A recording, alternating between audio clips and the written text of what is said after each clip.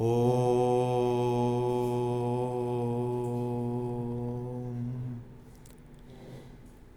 Jananim Saradam Devim Ramakrishnam Jagadgurum Padapadme Tayo Shritva Pranamami Muhurmuhu. Good evening. Last week we started the topic of Katha Upanishad. We started the topic with a terrifying, frightening discussion on death. And I can see the result of that fear. It has dwindled the audience. We saw various definitions of death culled from various commentaries on the scriptures, Sanskrit commentaries. And the essence of all these definitions was that death is caused out of the identification, dualistic identification with the body-mind complex.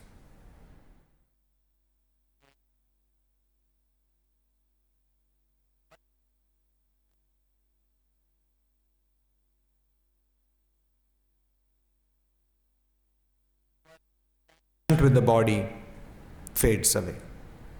You get your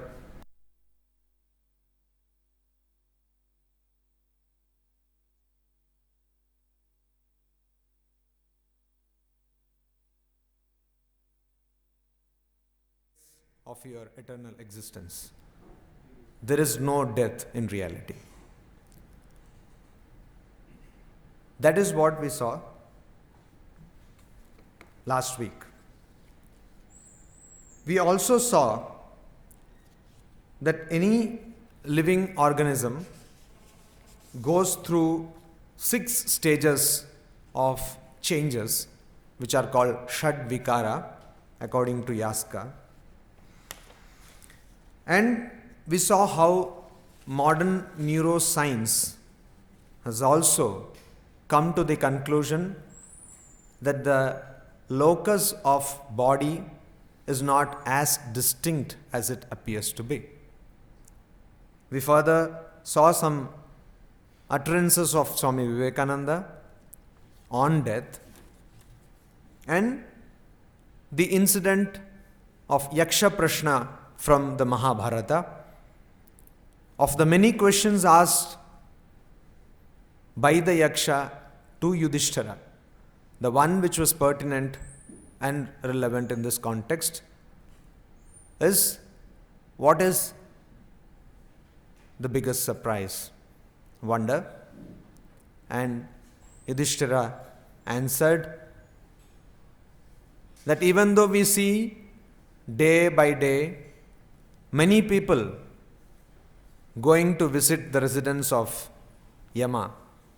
Yamalaya. Alaya means the residence. So many people becoming guests of Yama, dying, that is. But still the other people who take part in the funeral ceremony believe very strongly that they will not get an invitation from Yama. This is the biggest surprise.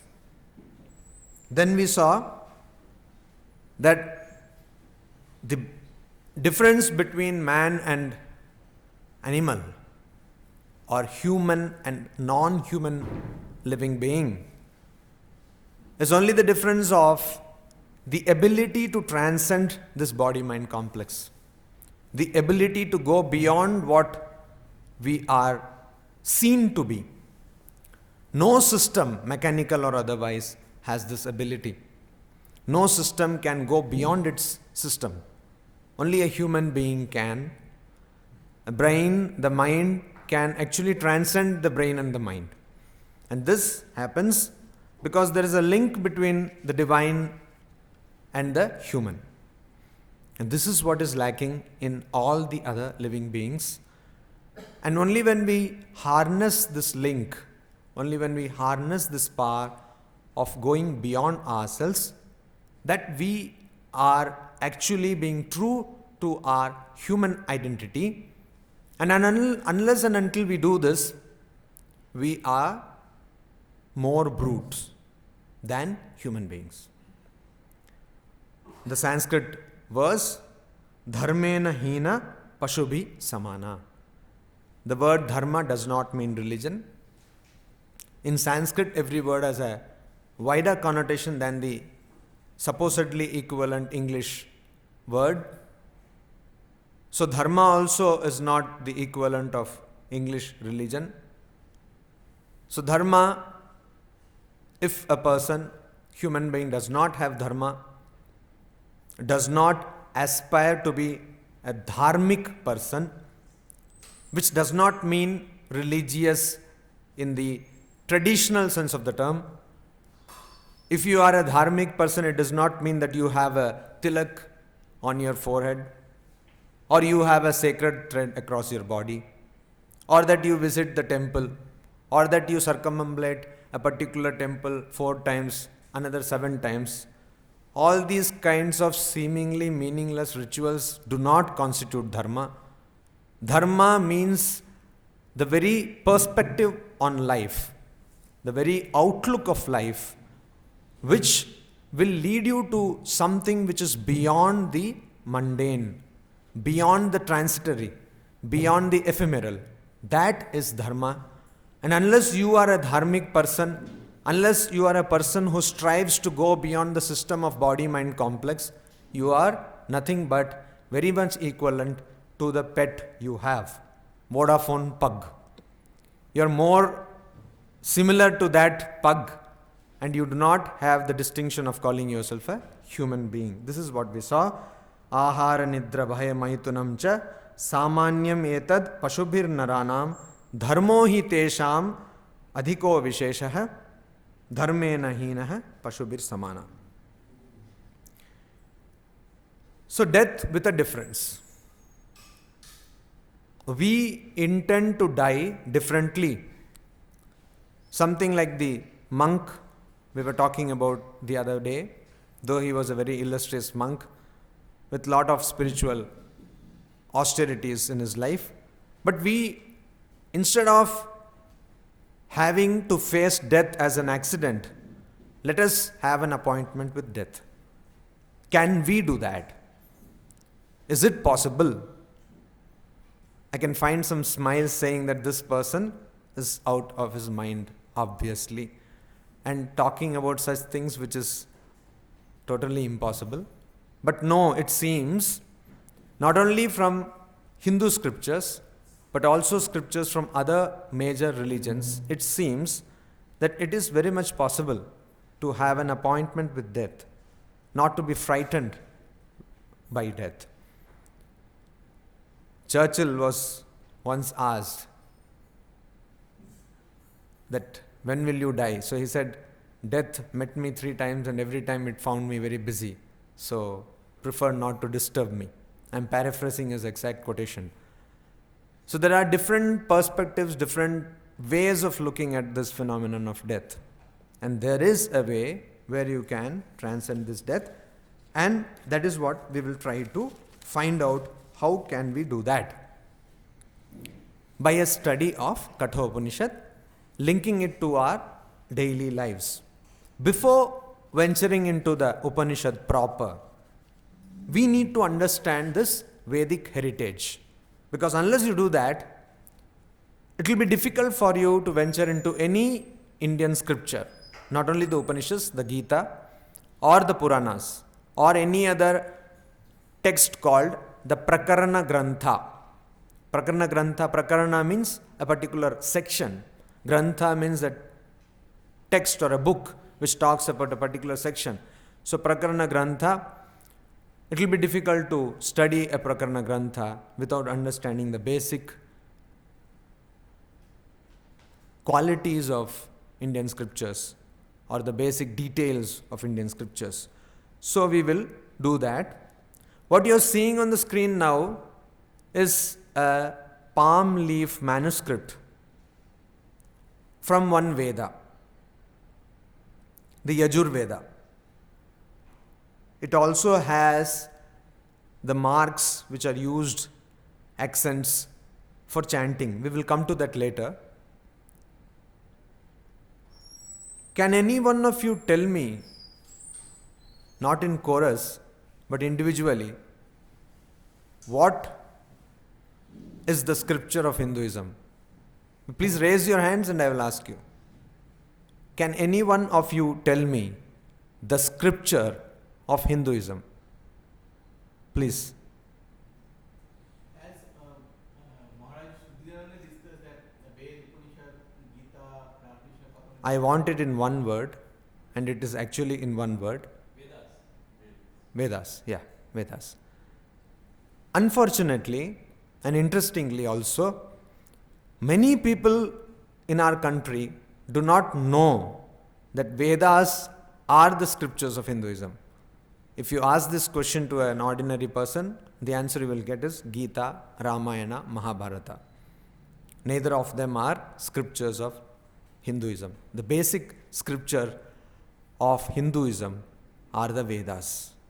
And there are 4 Vedas: Rig Veda, Yajur Veda, Sama Veda, and Atharva Veda.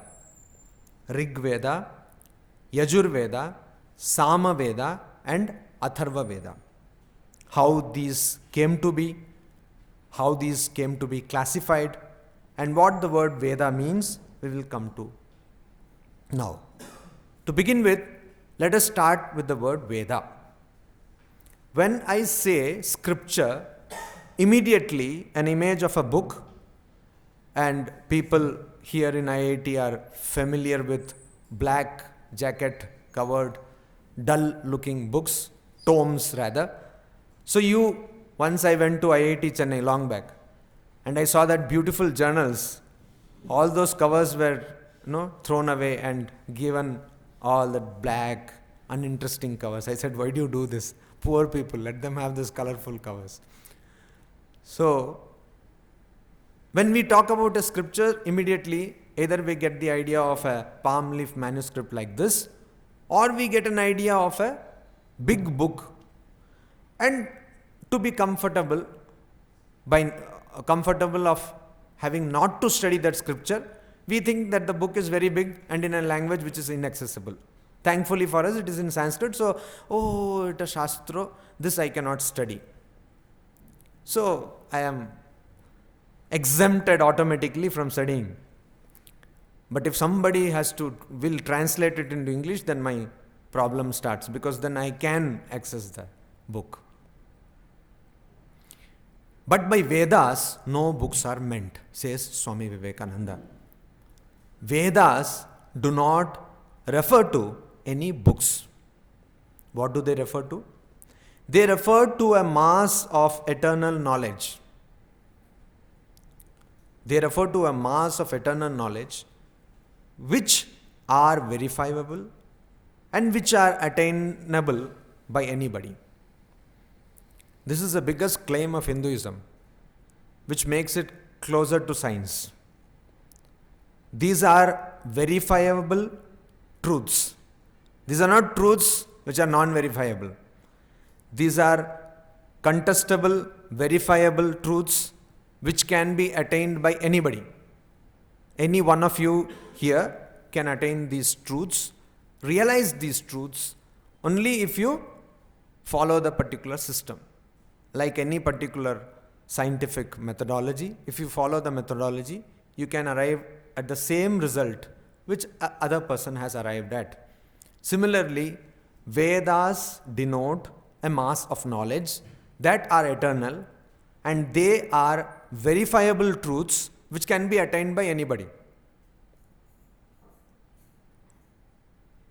Then why do we talk about these 4 Vedas? These 4 Vedas give you an indication of the mass of eternal knowledge. They are what you call guideposts or signposts to the eternal knowledge. But they are not exhaustive resources of that eternal knowledge. That is why some people like to call the Gospel of Sri Ramakrishna as the fifth Veda. Some people, meaning many scholars, call that. Why? Because in Hinduism, or to put it rather correctly, in the Sanatana Dharma, Hinduism is a term which has been given by people belonging outside of this tradition. There was not any religion, no saffronizing religion or no Hindu religion, no religion which could be used as a standpoint by a political party. There is no hard and fast structure to this religion. And so now though it is called Hinduism, actually it is Sanatana Dharma. Why? Because the tenets of Islam is there in this Hinduism. The tenets of Christianity is there in this. Something bordering on atheism is also there. Buddhism totally is there. A person can actually practice Buddhist and be a Hindu. Buddhism you can practice and be a Hindu. A person can practice the tenets of Islam and be a Hindu. Only problem is you cannot claim exclusivity. Like many Semitic religions do, you cannot say that my religion is the only religion. That you cannot say. Then it will not be the Sanatana Dharma. Apart from that, all other disciplines you can do. So we monks at the Ramakrishna order, coming from a liberal tradition, Catholic tradition of Swami Vivekananda and Sri Ramakrishna, we can read any book and practice whatever we want. We have as far as the spiritual practice goes, we have the full freedom to do that. Only thing is, again, we cannot say that this is the only path. As many faiths, so many paths, said Sri Ramakrishna. So, Sanatana Dharma, I prefer to call it. This Sanatana Dharma, the knowledge contained in this Sanatana Dharma, or the knowledge attainable from the tradition, is indicated through 4 Vedas. They are not exhaustive, they are not the only knowledge. Now Veda, what does this word mean? Almost every word in Sanskrit, or rather every word in Sanskrit, comes from a root. Like a word in Latin does, like a word in Greek does, like a word in French does. These words have a root word. And from the root word, words are formed. Unlike in English. English does not have any roots. Words does not have roots. So, they are derived from various languages. In Sanskrit, Veda, the word Veda,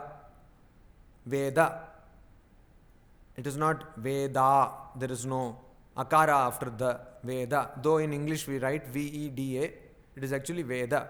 In Sanskrit, every letter at the end of a word is pronounced with a half elongation of the sound A. It is called akaranta. Anta means ending. Akara means A. So ending with A. In North India, people will say Ved, Yajur Ved. That is how it is pronounced in Hindi. But in Sanskrit, it is pronounced as Veda. Rama. You don't say Ram, you say Rama. Rig Veda. Veda, this word comes from the root vid. Vid. There are 4 meanings of this word. The first is jnana. In Sanskrit, you have a thesaurus, like the famous Roget's thesaurus for English. You have a thesaurus for Sanskrit too. And this thesaurus is very beautiful. First it defines the word or the class of words. Then, as in the English thesaurus, you have synonyms followed by antonyms. What is this thesaurus called? It is called Amara Kosha. It is called Amara Kosha, and there have been various commentaries on this text, and this was written by a person, Narasimhananda. That is why it is called Amara Kosha. Kosha means it can be a storehouse, it can be a store. Dhana Kosha means a store of wealth. Here, Kosha means store of words.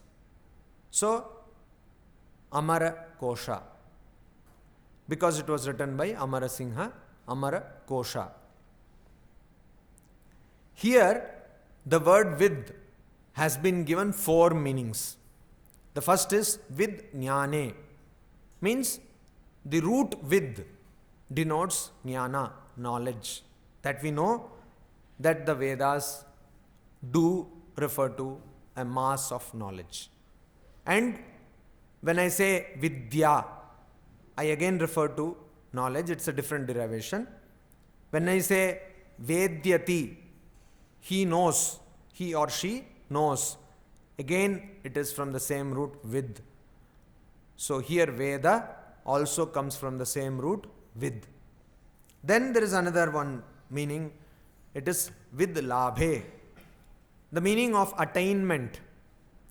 The root with also means attainment. How do Vedas mean attainment? As I told you, they are just indications or signposts or guideposts to the eternal knowledge mass. And if you follow the Vedas, if you try to understand the import, the meaning of these Vedas, then you attain to the supreme goal which is envisaged in the Vedas. And what is the supreme goal which is envisaged in the Vedas? Advaita Vedanta. There are 6 philosophies in India. Every philosophy will say that this is the goal of Vedas. Advaita Vedanta will say, which forms part of Vedanta. Vedanta has got broadly three schools: Dvaita, dualism; Vishishta Advaita, qualified non-dualism; and Advaita, non-dualism. So Advaita will say, Jiva Brahma Aikya Pratipada. Vedas, the goal or the aim of Veda is to establish the identity of Jiva and Brahma, not Brahma. Brahma is the person who has the ministry of creation. Everybody has got one ministry. So now today lot of rains, it's ministry of Varuna minister. They have minister, then minister of state also they may be having. I don't know whether they have Colgate scandal, we don't know. Because if these people only will go about, so they will definitely have some scandal. But ministers are there. So Brahma is a 4-headed minister and he takes care about all this creation, confusion. That Brahma is not what is meant here. Here what is meant is Brahma, the supreme source from which everything originates and to which everything devolves. Devolution, involution, evolution. Everything involves into this Brahma and evolves from that Brahma. That supreme power, or you can call it power, or the substratum of everything what you see, or the only thing which is actually existing. Because of ignorance we see many things. So that, to realize that which is our true nature, is the attainment of the Vedas. So in that sense, Labha is also a meaning of the Vedas, of the word Veda. The other meaning which Amarakosha gives for the root with is Satta.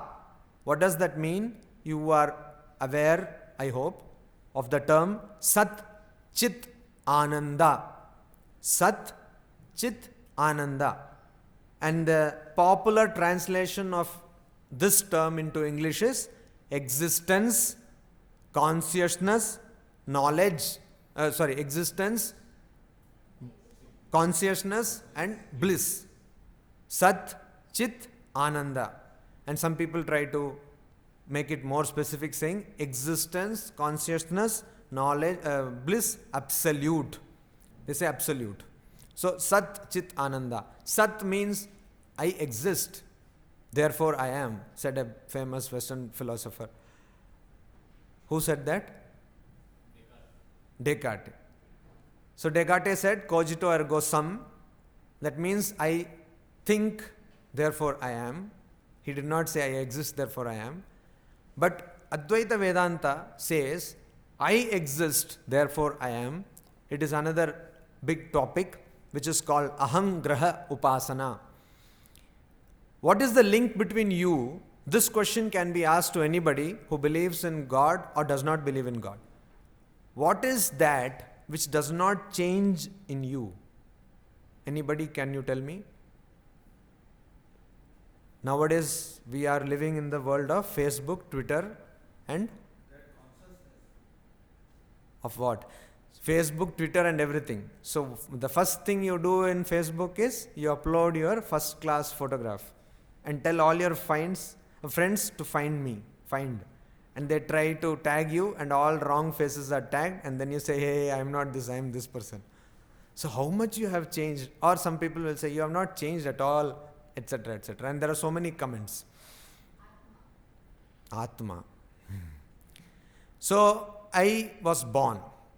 We were all born, is it not? I think there is a consensus on this. We were all born. Now we all exist. What is that which has not changed? You are not wearing the same dresses, it has changed. And biology tells us that almost all the cells in your body has changed. What is that one thing which has not changed? I think... Yeah. No. The feeling of I. I think I mentioned this sometime back here. The feeling of I. It does not change to the extent that we are all acquainted with Bollywood films. So any imagery from Bollywood films are very easily related to, is it not? So we all know the cliche twist in a story by Tollywood, Bollywood, all kinds of wood in India and abroad. What is that? There is a big accident and suddenly a person gets up in the hospital and says, "Main kaun hu?" Complete amnesia. We have seen more of it in Bollywood than in real life. We would not have rather seen it at all in real life. Main kaun hu?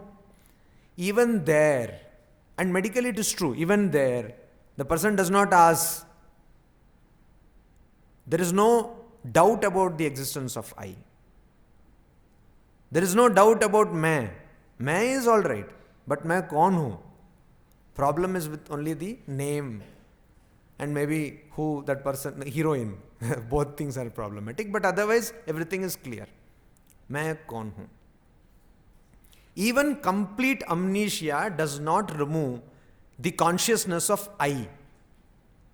Aham, I eat, I sleep. This consciousness is so strong that even a complete destruction of the memory cells of your brain will not remove this consciousness. Because this is the link between Jiva and Brahma. Brahma, not Brahma, Brahma.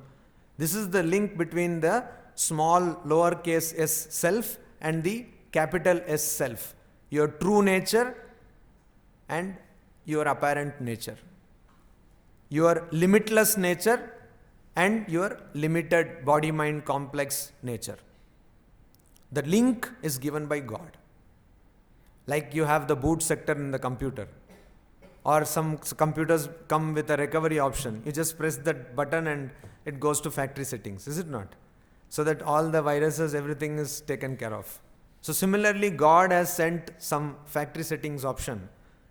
He or she, we don't know the gender about God. God is beyond gender. So God has given us this link, default setting to our true self. And Vedanta exploits this and says, go on meditating on that I consciousness, and there will come a time when you will realize your true self. And that is called Aham. Aham means I, Graha means holding on to, grasping on to, Upasana, worship or contemplation. There are incidents that a baby born with two heads. In that case, it is very how which it is one eye or two eye. No. I think last time also I told you, your questions are more academic than practical.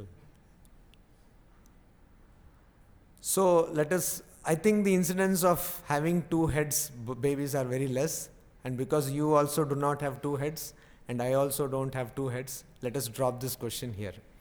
And if at all you want to answer, it came from your own side, that they have only one pair of eyes. So that question is again solved. Aham, if the baby with two heads says that only one eye, even with two heads, the baby has only one eye consciousness, then there is no problem at all. Aham graha upasana.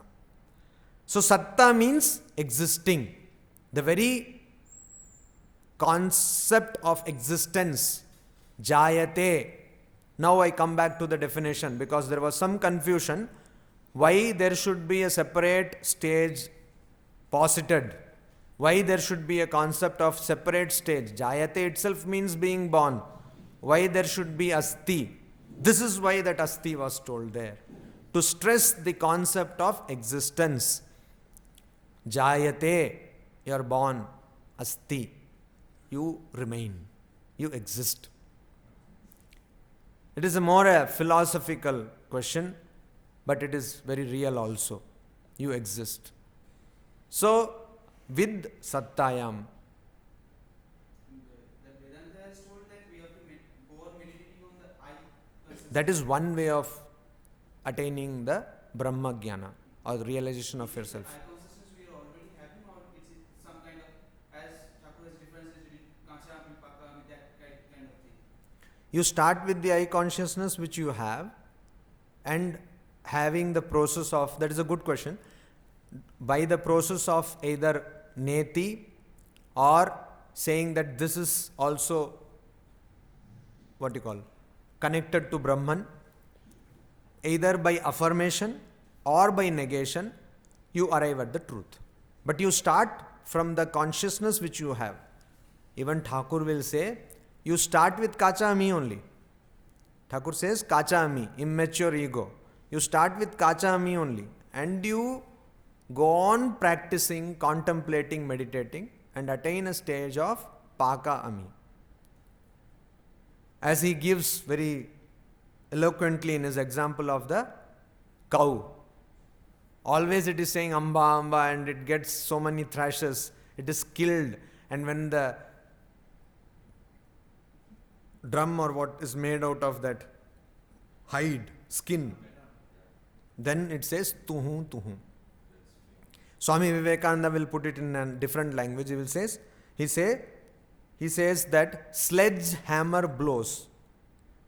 Are you aware of this expression, sledgehammer? It is used in, I think, metal, in foundries. A big hammer which will, create sheets of steel. So sledgehammer blows of the world will take you to that realization that you are one with everybody. Now it depends on how much time it will take, because if you are conscious, it will be easier. If you are not conscious, it will be difficult. If you are conscious, if you consciously try to realize your true nature, it will be easier. And ahangraha upasana is only one of the various paths prescribed in the scriptures. A bhakta need not do that. A devotee need not go by that path.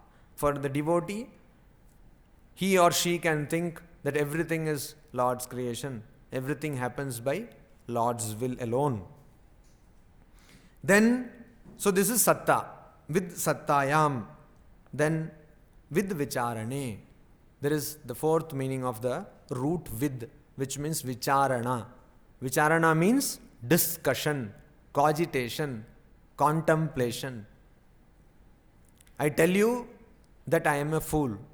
Immediately you accept it, because it makes you comfortable and makes me uncomfortable. But if I tell you you are a fool, immediately you will blow at my nose, because that makes you more comfortable. So then you will think, why did this person call me a fool? So vicharani. Almost all the time we think of so many things. And I am now becoming comfortable by creating an illusion in my mind that you are all thinking about the subject which I am talking about. You might be thinking about something else also, I'm not sure. But to be very comfortable and happy, I should think that you are thinking about this discussion. So like that we all think about certain things. Particularly when you want to meditate, you kind of think of all the other things apart from your chosen idol, apart from the object of meditation. As you all know, when you want to study, all kinds of wonderful thoughts come to you apart from studies. So that is the vicharane, discussion. Now you call it brainstorming. So there is storm and brain. What conclusion will come? God only knows. GOK. Vicharane. Now, one thing which I did not tell you about Satta is how Veda means Satta. Because Veda talks about and goes on to establish your true identity, it gives you your true existence or the nature of your existence. That is why Veda also means Satta. Because Veda, as we saw, are not any books. They are a mass of knowledge. And that knowledge is not different from you. It is only a different way of putting your own existence. It is like a dignified, unified field theory. One theory where everything is. So you are reading that theory in a different way, that's all. But it actually means you. Because the moment I say Vedas are different and you are different, then duality comes in. And if duality comes in, then you become finite. I hope later on we will broach this subject. We will delve into this subject more in detail. Because this concept of infinity and non-duality are, sides of the same coin. You need to understand it. And it will not be difficult for you to understand. The moment I call anything finite, I am positing duality or multiplicity. The moment I want a non-dual, that is why I call non-dual Advaita, because there is only one thing is there. The moment I say Ekata or singularity, then automatically a duality is also implicit in that concept. So when I want to say that there is nothing, there are no two, there is only one, I say Advaita, there is no two. So non-dual. When I say that, that means that this non-dual entity, which only is there, has no limits. Because in space, time and causation, it has no limits. Because the moment you have space limit, what will happen? There will be something else in that space where this is not present. The moment you have, say there is T0, in which suppose this non-dual entity is X, and there is T0 when X is present, and T1 when X is not present, then what will happen? Automatically there is duality. That means in T1 something else is present. Are you able to follow me? Similarly, suppose it is part of cause and effect. It is the cause of something. Then again, this will be destroyed. So that again will create another one entity. So whenever you are talking about a non-dual entity, there is only one non-dual entity, which is Brahman according to Vedas. And that non-dual entity is beyond time, space and causation. It has no dimension. It is not within any dimension. Is there any special reason to why these four Vedas? We will all come to that. And as I said that these are only what you can call representative classifications. So Vedas are much more than, the Vedas are the superset, and to give you an idea of Vedas, our sages, or to be more specific, Veda Vyasa, has classified into 4 varieties. But there is a reason for that, we will come to that. Vicharana, so that is what Satta means, and Vicharana means discussion. Discussion, how does Veda has any discussion, what kind of discussion? Can anyone say, what did I say when I told about attainment? What does Veda have that we are attaining? Do you remember? Anyone? Sometime back, now only I told. Veda talks of something which we will attain. What is that? That is, Vedanta talks about the fact that Jiva and Brahman are one. One. So attainment is the attainment of this knowledge. That Aikya.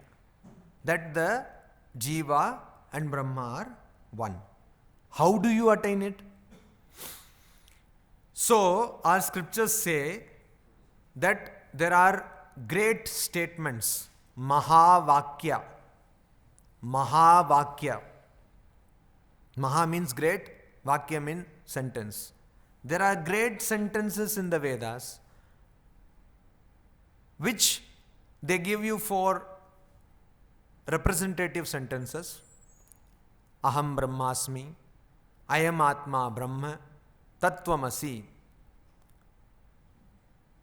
Prajnanam Brahma. Ayam Atma Brahma, Prajnanam Brahma, Tattvamasi, Aham Brahmasmi. Each taken from one Veda. They give you 4 representative statements. Why representatives? Because the rishis believe that almost all the Vedas are containing Mahavakyas. Almost every word of the Vedas is a Mahavakya. But to give you an idea, they give this kind of. And tradition has it. In our parampara, tradition, we believe that when you approach a teacher, Guru means what? One who removes the darkness. Guru. The word means dispeller of darkness or ignorance is called Guru. So when the Shishya means one who has got discipline, Shishta. One who is disciplined and who is obedient to the Guru. Before coming here, we were having a discussion about the lack of discipline nowadays. So, the very question of discipline is a big question today. But this discipline is necessary. We are all comfortable in being disciplined under a overseas employer giving you a BPO assignment. You slog for that overseas employer, some big company in Europe or in USA, but you are not comfortable in being disciplined to your parents. This is a big question. So, discipline, Shishya goes to the Guru and the Guru says, Tat Tvam Asi. You, Tat means that, Tvam, you, Asi, are. You are that. The Guru tells to the Shishya, what does he say? Or she says, Guru can be again gender free. Gender question is also a big question. So, Tat Tvam Asi. You are that. And then the Shishya, the disciple, having heard this sentence from the teacher, goes on contemplating on this sentence, thinks what is Tat, which in Sanskrit is called Tat Pada Shodhana. Pada means word, Shodhana means research, meditation, contemplation, discussion, all these things is meant by Shodhana. Tat Pada Shodhana. So on one side, that disciple goes on analyzing the word Tat. On the other side, analysis of the word Tvam. And doing this analysis, finally it is understood that Tat and Tvam means the same thing. This is the process of discussion which is there in the Vedas. What is the process of discussion? Tattvam Pada Shodhana. Tat Pada Shodhana, Tvam Pada Shodhana. The discussion which brings you the knowledge of the identity of Jivatma and Paramatma, Jiva and Brahman. The discussion by which you know that the devotee and the devoted, the person to whom you are devoted, the God and the devotee, both are one. Sri Ramakrishna again puts it very eloquently. He says, Bhakto Bhagavan Bhagavat Ek. That is what Vedas talk about. Vedas and Jiva and Brahma are all one. So Bhagavat, the scripture, and the Bhakta, devotee, and the Bhagavan, the chosen ideal, are all actually one. It's only because of ignorance, because of foolishness, because of not understanding this, we consider they are separate. So next time you go to a cafeteria with your friend, eat whatever you can and say that you are foolish and ignorant, you don't understand, you also taken it. So you can save on bills. This is what Advaita Jnana is. This. Can anyone tell me why is this not? Yes, example I can give it, like tea is there, sand is there, both are Brahman, but if you want oil, you have to trust on the tea. You can't. No, what I am telling is, why should not a person take a friend to the cafeteria and say that I am taking the food, so you are also taking the food? How will it not be according to Advaita Vedanta? I cannot take the food Why? because I am not there. Food and me are the same. So how can I take the food? Intelligent.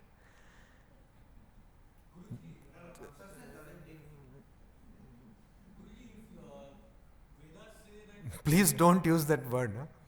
Swamiji is okay, but Guruji is too much. Thank you. Okay, Swamiji, so the Vedas say that all are one, everything is Brahman. Then where did the concept of Dvaita come in? Because of ignorance. So there are some very great people who have preached Mm. with Dvaita philosophy. So how can all of them be ignorant? Oh, you mean to say the philosophy of Dvaita? The Dvaita philosophy also talks about oneness in a different language. In a different language. What happened to Madhvacharya? He became one with Krishna. What happened to Meera? She became one with Krishna. So, even Vishishtadvaita, of course that is a different story, but even Madhvacharya, who is the propounder of Dvaita Vedanta, talks about becoming one with the Lord. But what does he say? He says that the Jiva is always separate from the Paramatma. Jivatma and Paramatma can never become one. This is what they say philosophically. But in practice, what happens? Their consciousness merges with Krishna consciousness. Is it not? Their consciousness gets one with Krishna consciousness. So in practice, if you see, they are doing the same thing. But philosophically, they are telling it in a different language. And there is a reason for that. Because when Madhvacharya came, the whole country was under the assault of non-Vedic religions like Buddhism. They do not believe in Vedas. Like Jainism. And people were being abused. And the so-called Advaita Vedantists had become very abstruse, complicated and dry. They did not follow what they preached. And so, to put an end to this all, Madhvacharya came. And it is the belief of Hinduism that he is an avatara. It is said that he is an avatara of Hanuman. So he came to install or re-establish the spirit of devotion or the spirit of practice among the religious. So he had to put it in a different language. But essentially he is also talking about, he is telling in a different language, that's all. When I say, as in Sri Ramakrishna's parable, Ram ki ichha, this happened because of Ram's will of Rama. So you get identified with the will of God, is it not? That is what in practice everybody does. Whether you call it Brahman or whether you call it like Ramanuja will say, Sarupya, Samipya. Ramanuja says that you become one part, particular part of the Lord. So Shankha, Chakra, Gadha, Dhari, Vishnu. Somebody, if he does lot of austerities, one person will become the Gadha, another person will become.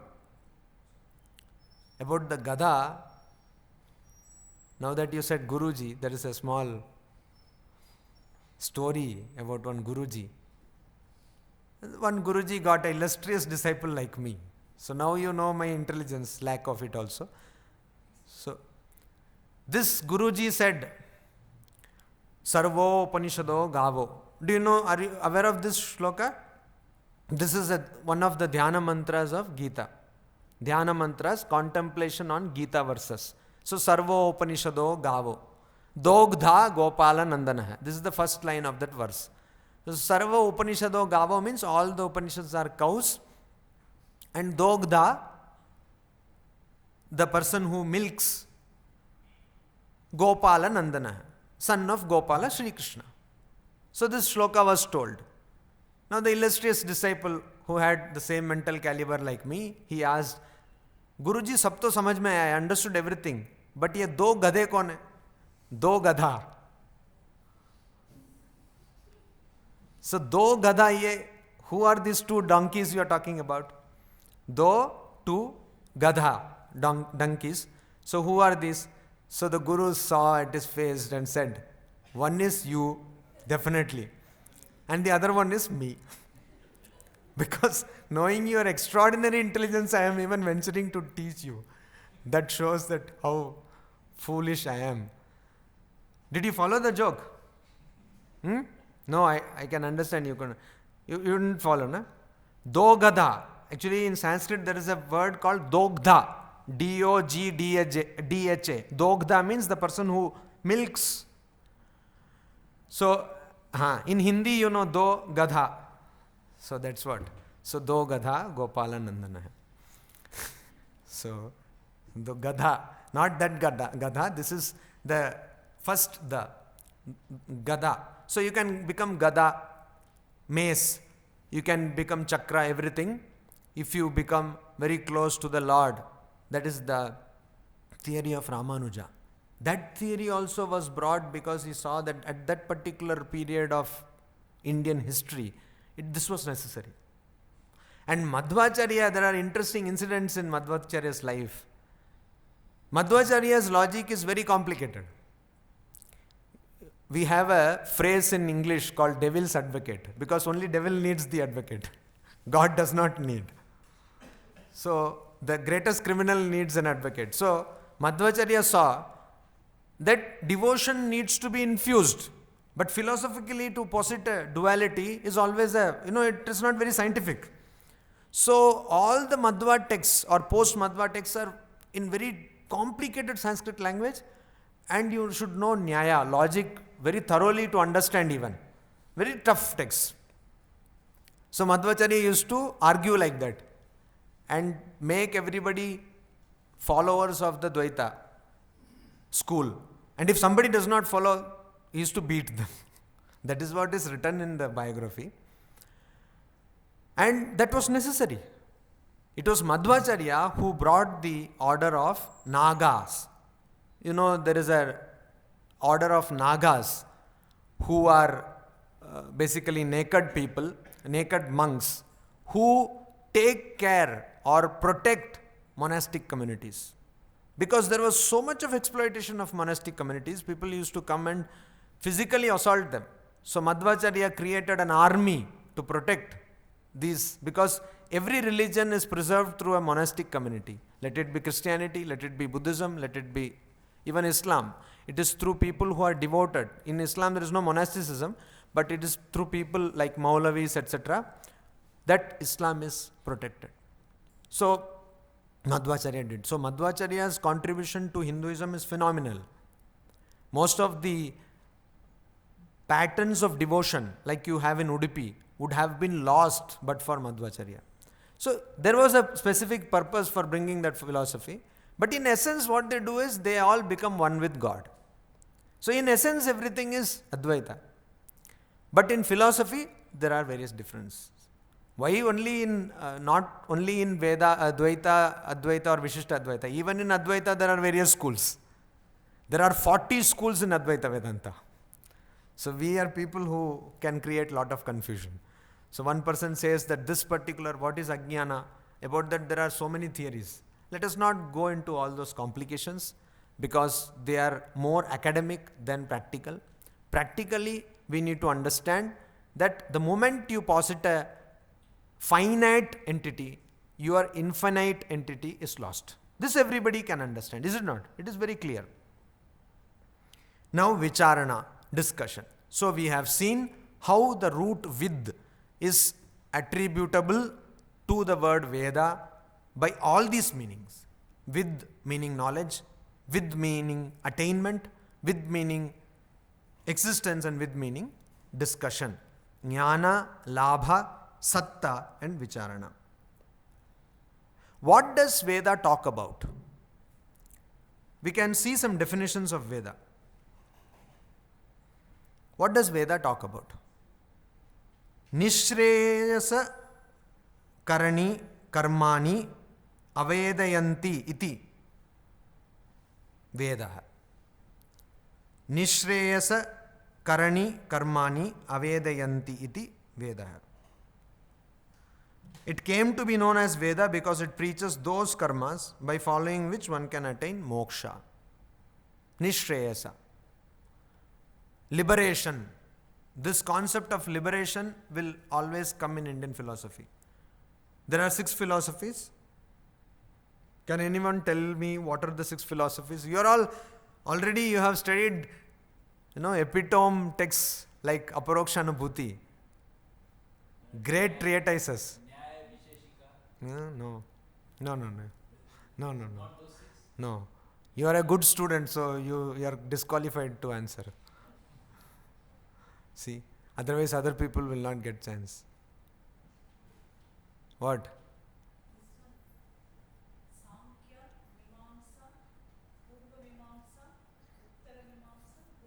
No. There are, many are correct, but many are also wrong. Anybody who can tell what are the 6 philosophies?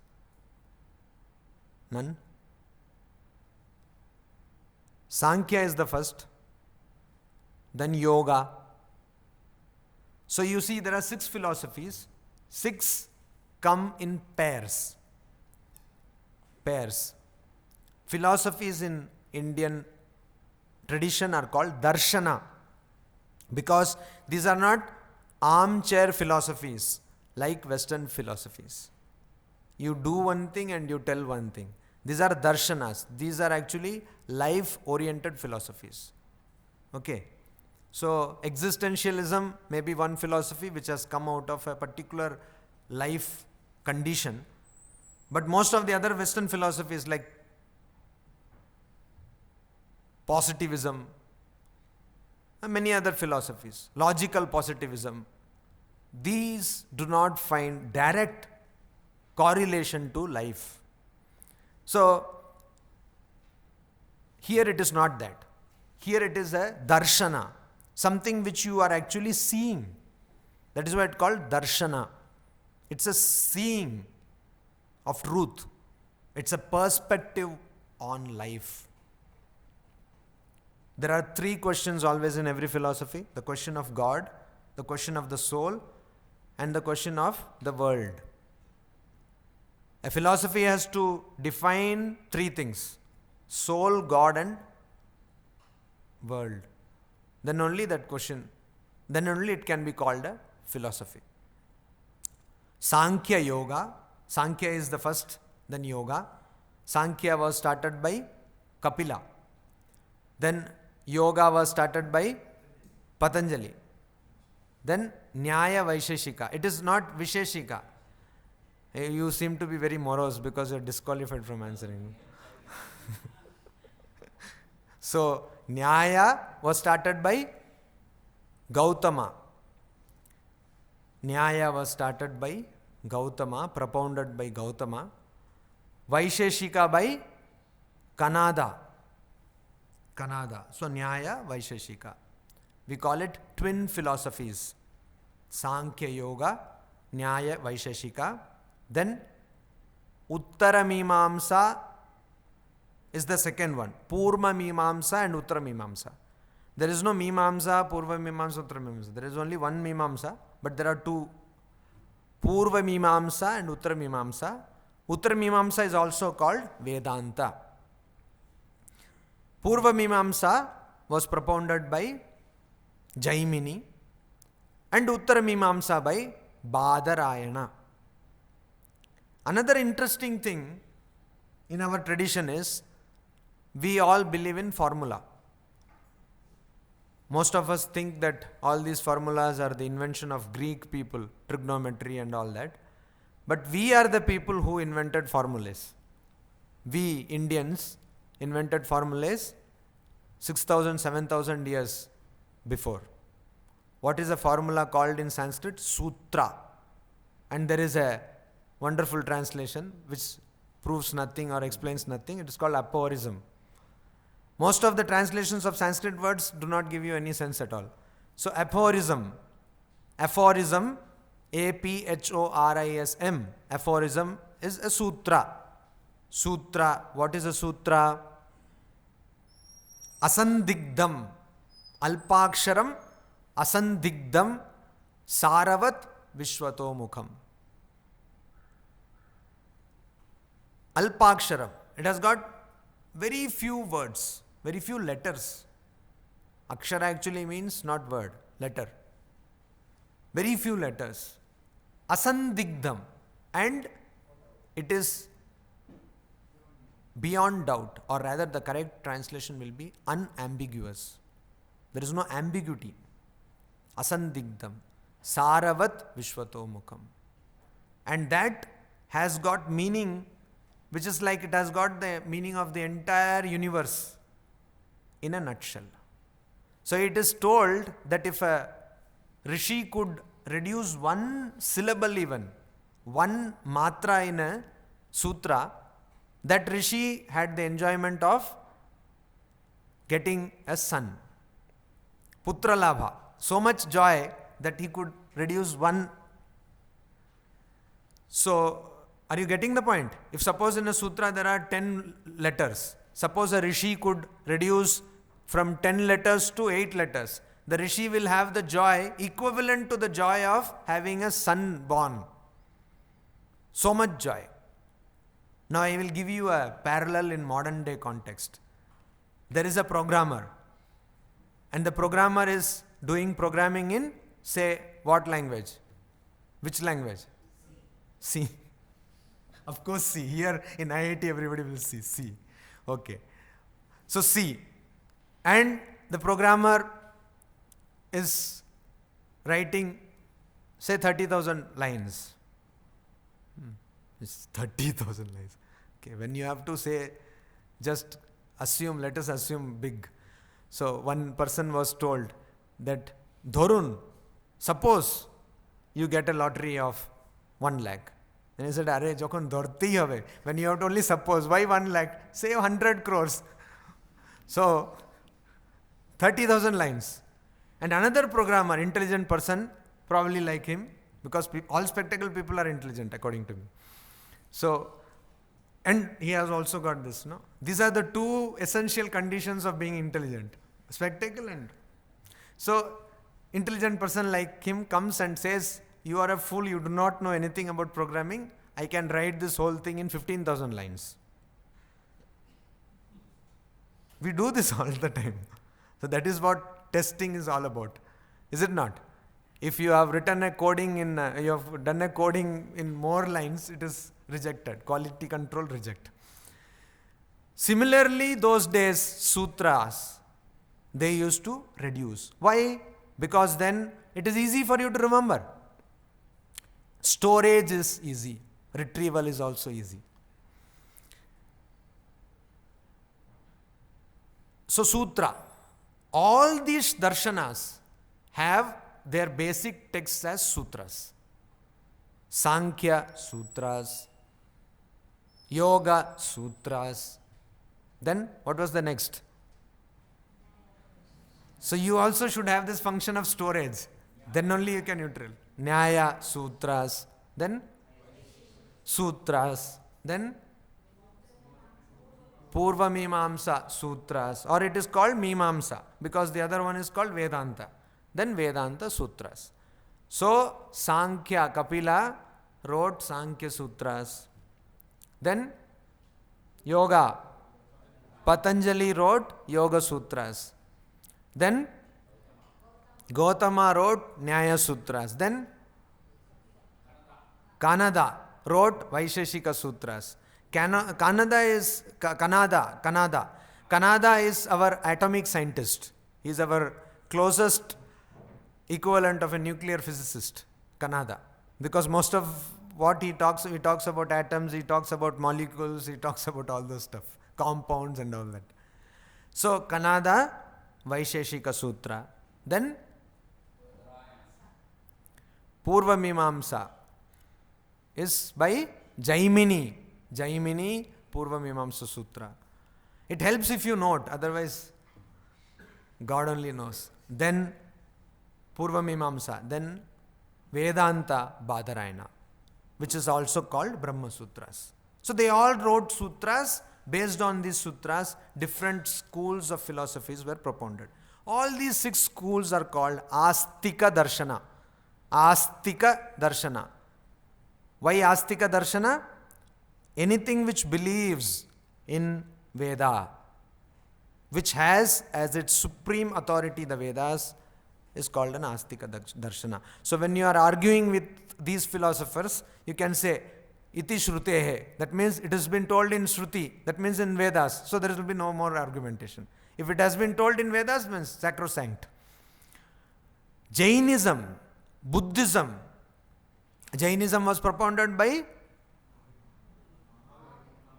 Buddhism by and Charvaka by. Anyway, there are many people who propounded that. Charvaka, like Vatsyayana is considered to be one of the propounders of Charvaka. The same Vatsyayana who wrote Kama Sutra. Then there is one Jayatirtha. He is supposed to be one of the biggest propounders of Charvaka. Charvaka means, I have told you already, Charu, beautiful, Vak means utterance. Who do not believe in any more existence than this body. So after this body is finished, that's all. Everything comes to an end. These 3 philosophies are called Nastika philosophies. Nastika Darshana. Means they do not believe in Vedas. So to argue with them is very difficult. If any of you have the time and the inclination and the willingness, and if you are not seriously discouraged by my talk, then you can go to your library, and I believe that library has got this book, Brihadaranyaka Upanishad. The Shankaracharya's commentary on this Brihadaranyaka Upanishad has an argument with Buddhists. What our acharyas or teachers used to do, they used to imagine the opponent view. They used to themselves imagine. See, I am the city editor of a magazine called Prabuddha Bharata or Awakened India, started by Swami Vivekananda in 1896. And it is one of the oldest magazines in the world today. Now most of the magazines, such magazines, which very few people read. No? India today, most of the people will read. And if it is cosmopolitan, still more will read. And what to talk about Playboy and other kinds of stuff. But Prabuddha Bharata, so Prabuddha Bharata, if this kind of magazines need to have question and answer column, most of the times the editor himself thinks of the question and writes the answer.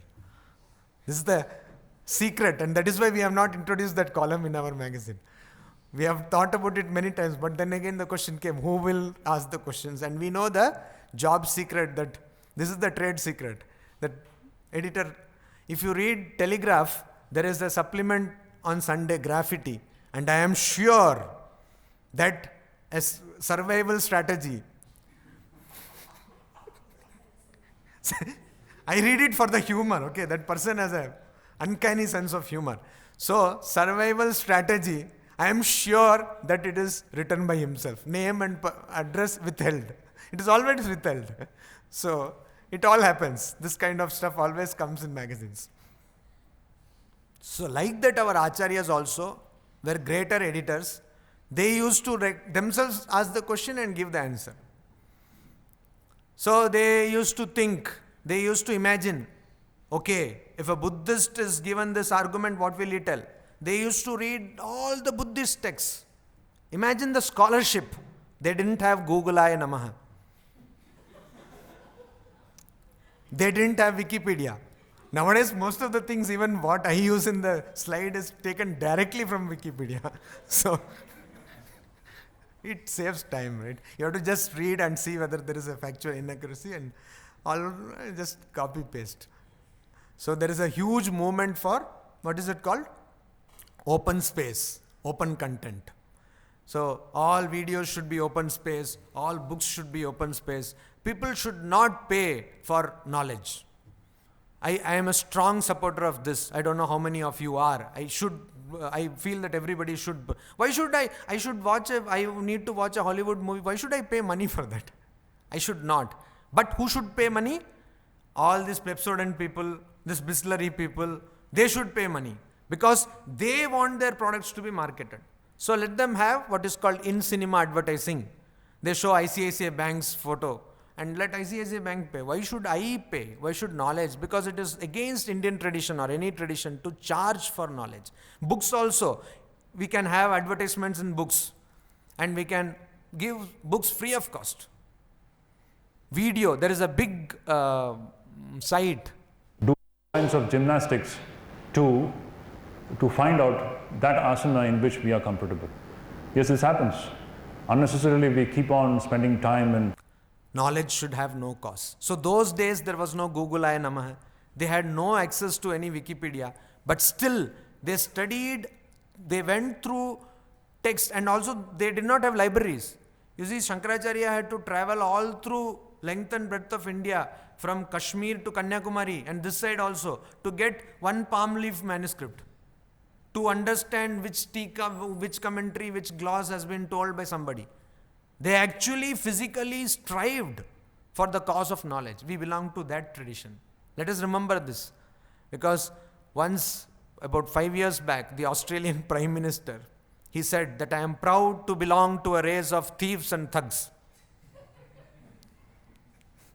He said that. And Swami Vivekananda says that we are proud to belong to a race of rishis. See, in Indian tradition, there is a concept of gotra. Gotra means your ancestry. We say Bharadwaja Gotra, Gautama Gotra. Means what? You belong to the lineage of sage Bharadwaja. We belong to that tradition. Let us be proud of that. So, these people went to these texts, saw their methodologies, understood their logic, and then they raised questions imaginatively. They said, okay, if a Purva Mimamsa person is told this doctrine, this person will. So they will say Purva Pakshi, means the opponent. And that question will be raised and this person will give the answer. Objection, answer. You read any commentary and you will find there is an objection and there is an answer. So if you read the Shankaracharya's commentary on Brihadaranyaka Upanishad, chapters 4 to chapters 6, you will find an interesting dialogue between the Buddhists and the Advaita Vedantis. And the problem there is, you cannot quote the Vedas because, why? Buddhists do not believe in Vedas. They are Nastika Darshana. Without quoting Vedas, Shankaracharya has simply floored the Buddhists using their own logic. In the process of argumentation or in the process of logic, it's a wonderful study. How he uses Buddhist logic. He does not tell anything. He says, okay, what is this according to you? Then Buddhist says, yes, this is this. What is this according to you? He says this. Then he said, okay, what is this? Then he makes the Buddhist appear a fool and he quashes the whole philosophy. Supreme intelligence. That was what available with them. Buddha should have been given some chance to defend it, but Buddha was not. See, all these philosophies, most of the philosophies were not the creation of Buddha himself. Buddha was silent on the existence of God. And it is his followers who created a huge mass of literature. And that is why you have lots and lots of classifications, schools in Buddhism. Most of the things were not Buddha's creation. So, these are the 6 philosophies. Nishreyasa karmani avedayanti iti. So we were talking about liberation, moksha. That is why we went into a digression of philosophies. Moksha. Hinduism believes that we are taking birth and we are dying. We are disassociating ourselves with a particular body and getting associated with another body. We are doing it constantly till our karmas or actions or the impressions of our actions are exhausted. When will they be exhausted? When you have the consciousness that I am not the doer. When you understand that you are not the doer, afterwards whatever you will do, you will not have to face the consequences. Any text which helps you get this liberation. Moksha means what? Janma marana sansara, chakra. The cycle of birth and death. Janma marana chakrat nivritti moksha. The freeing of oneself from the cycle of birth and death is called moksha or liberation. So, any text which preaches those actions performing which you can be liberated is called Veda. Nishreyasa means liberation. Karani, a thing which will give you liberation. Karmani, actions which will give you liberation. Avedayanti, those which tell you those actions. You do this, Agnihotram juhuyat, Swarga kamaha.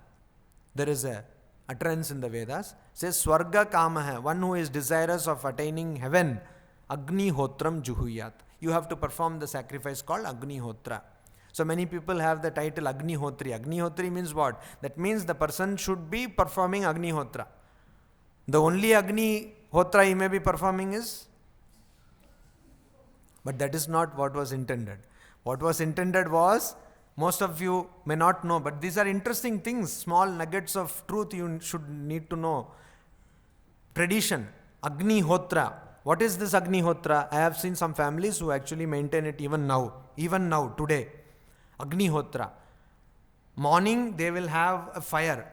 All through their life, they will have a fire which will never be put off.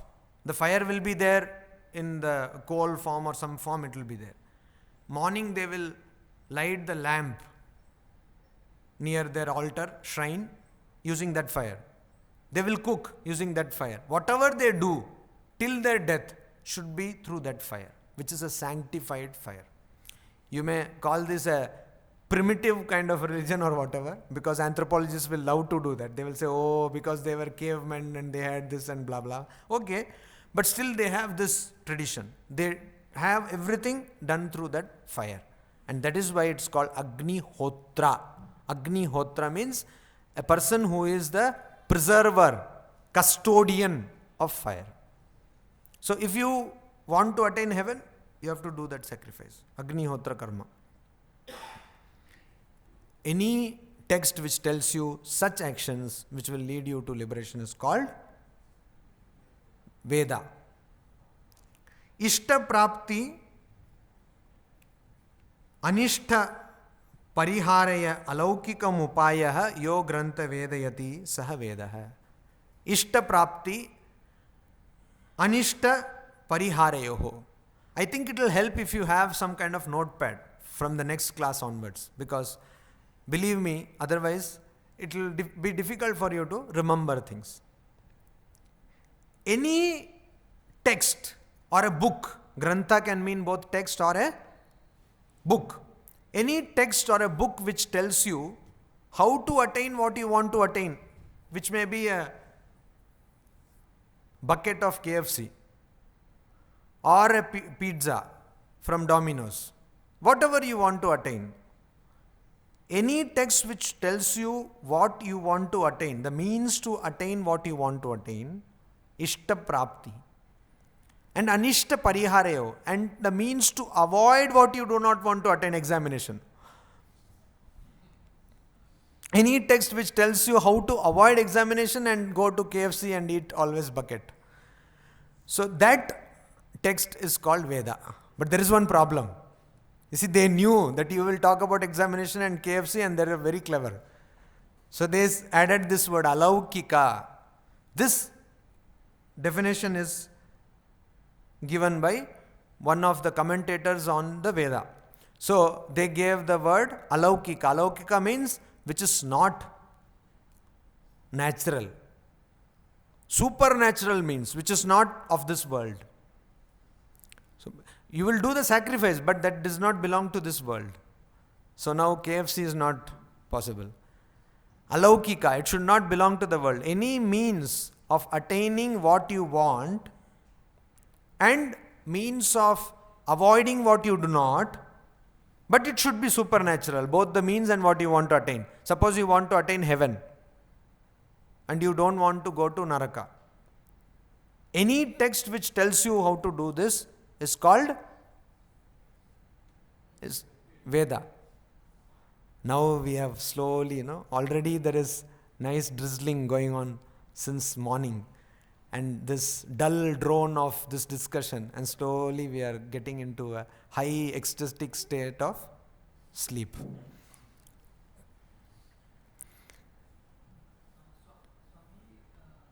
word desire, we are coming across it quite a few times concerning this, but it is a creation of our ignorance, right? It's a creation of our? Ignorance. The word desire, the desire to attain. Yeah, everything, whatever we are talking about here is within the realm of ignorance, because, because ignorance will come only when there is duality. But we have to be in this ignorance, only through this ignorance we can go beyond it. Is it not? Suppose I tell you to do something, because you are not, I suppose you are not a person who has known Brahman. So, if I have to tell you something so that you will attain Brahman, it has to be within this realm, is it not? I cannot tell you something which, for example, it has to be within the realm of duality. So Vedas do exactly that. They will tell you some means of doing things. They will say, okay, do this yajna or do this meditation. All this meditation, worship, cogitation, everything is dualistic, is it not? So desires also come there. We use our mind, etc. to go beyond the mind. Because there can be no other way. It is through this body-mind complex you have to go beyond it. You cannot just jump out of this body. Use the language that you can understand. Wow, wonderful.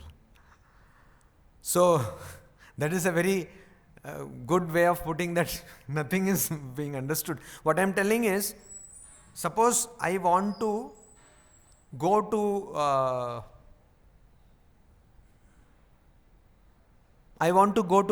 say, Delhi from here. I have to use the road which starts from Kharagpur to go to Delhi. I cannot suddenly be in Delhi. Right? Are you able to follow this? Only from this point X, Kharagpur, I can hold on this point and then go to Delhi. I cannot suddenly go to Delhi.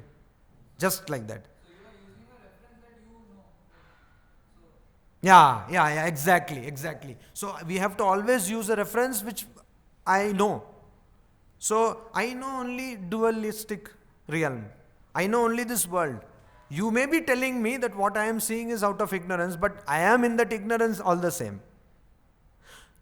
Being in this position, from here I have to be taken to that position of knowledge. So that is why always the Vedas will hold your hand and take you from that position and slowly take you to that. That is why there are 4 Purusharthas in Indian tradition. What are they?